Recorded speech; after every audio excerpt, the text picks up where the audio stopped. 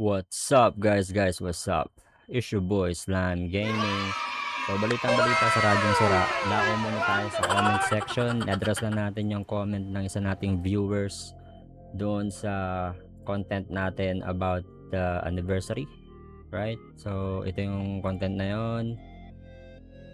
Yan ang sabi ni Captain Ming, yung nasa baba banda. Sabi niya, "Boss, worth it ba ang Cat Lulu sa Arba?" So ano nga ba yung Cat Lulu, mga tropa? Puntahan na natin.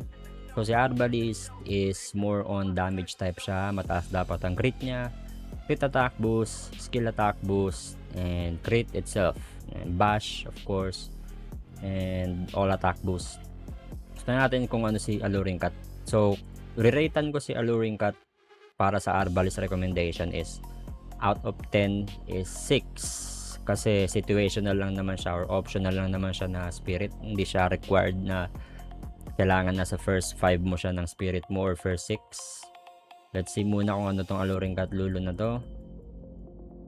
Husgahan natin yung skill guys. So ito si Lulu. Ang first skill niya, increase max HP by 17, max MP by 900, physical 80, spell attack. So 50-50.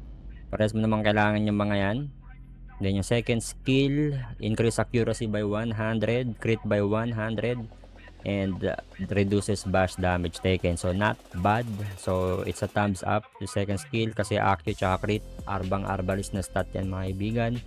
Yung pangatlo, PvP boost 15%. So solid din talaga to. Hindi rin siya masama kasi boost yan. As long as it's boost, sobrang laking bagay niya para sa Arbalist. Okay. Then yung last skill niya, ito yung nag-negate sa special effect ng Resurrector Dark niyan. So pag nakagat ka ng Lulu sa PvP, hindi gagana yung Dark niyan nyo. Kaya ako siya sinabing optional siya. Depende sa situation. Is of course, pag yung kalaban mo sa PvP is merong dark niyan, kung Arbalist ka or may mga pinupuntahan kang war, required na maglulo ka para mapadapa yung mga core. And yes, pag may dark niyan, para hindi sila mag-resurrect. So, kailangan mo siyang isuot.